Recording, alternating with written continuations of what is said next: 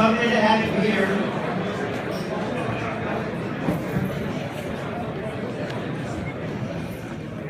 This is the third event of our 75th celebration, 75th anniversary of Town School.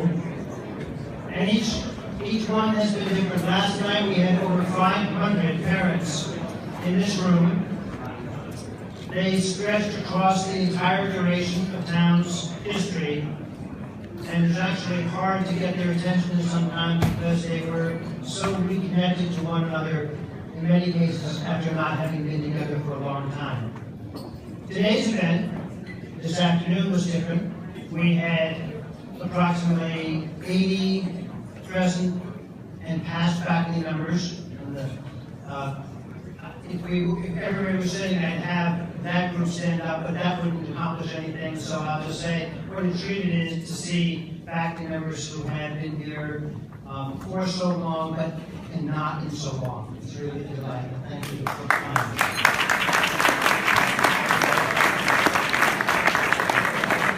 We had different breakout sessions that we had no idea what would fly, what would really take off.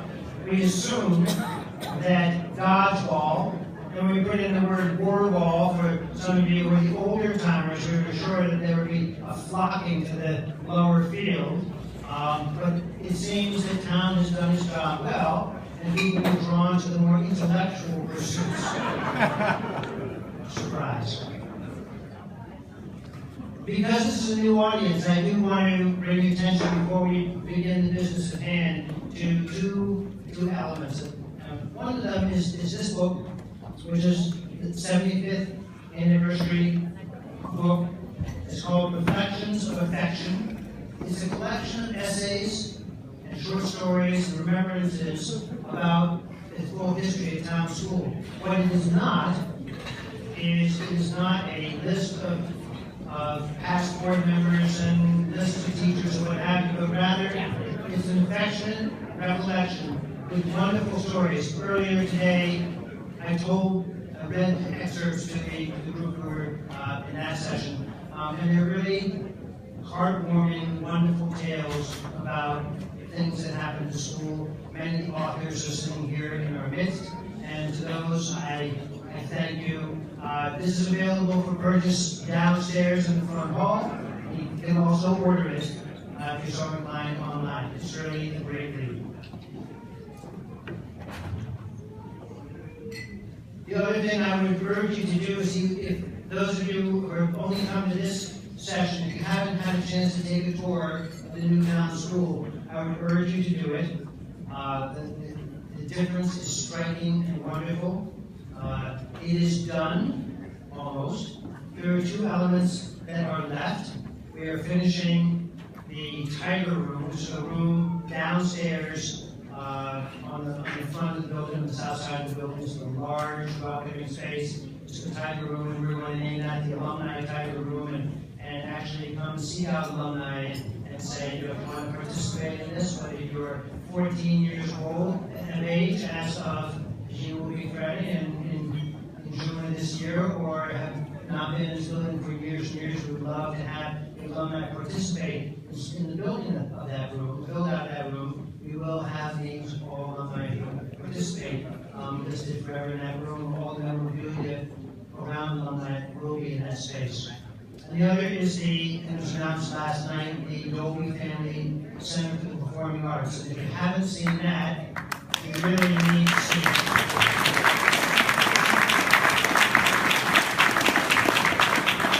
With the generous and gracious gift of Ray Dolby's family, we will finish out what we had started to build. We have an entertainment in a 9,000 square foot performing arts center that will live to standards far beyond those of an elementary and middle school, to acoustics and design for great theater. And we hope we're going to finish funding that a year from now, and once we do that, it will be a 7-month build out. And if you haven't seen it, down from the front hall, move into the east wing, you go down the hallway, the first floor, 3 doors, and down the stairwell, and I promise you, your jaw will drop. It's truly remarkable. So now we're to the last event and the issue at hand, which is honoring a very special member of our community, Raleigh Warner.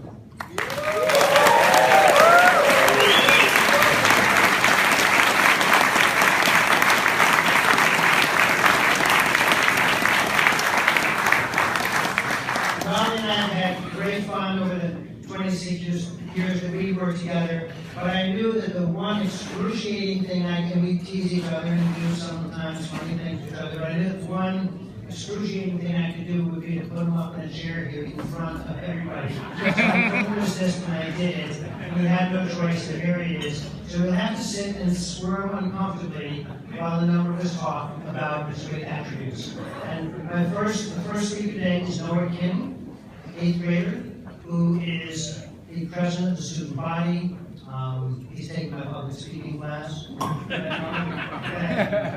So, my pleasure to introduce you Noah Kim.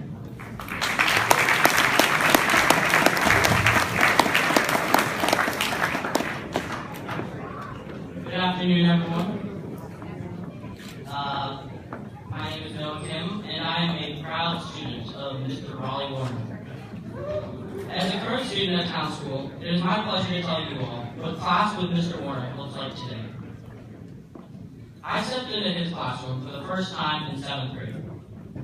At that moment, I had no idea what to expect.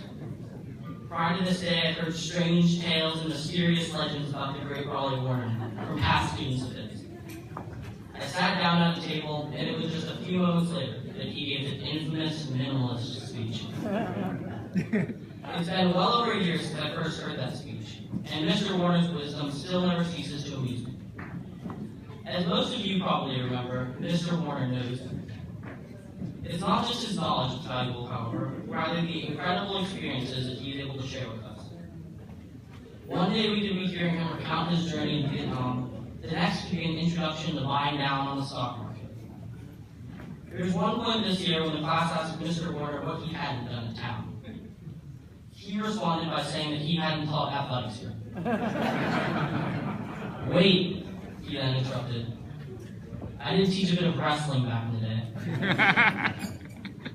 Another aspect of class that you may remember with Mr. Warner is making maps.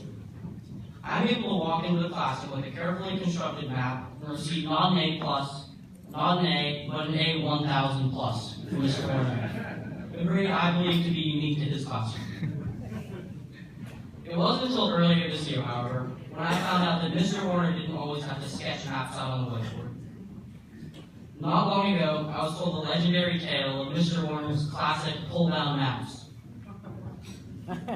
Though I never had the pleasure of witnessing these in use, I smiled as I recognized that Mr. Warner's unique appreciation for geography is one of the many things that has defined his career here at Town. In addition to history, economics, and geography, class with him wouldn't be complete without mentioning the congressional game, one of the most unique elements of his class. To summarize, it is a project that allows us to stimulate Congress by writing our own bills. Once the bills are written, there is a debate followed by voting. Throughout this entire project, Mr. Warner issued us independence, rarely intervening during the discussions.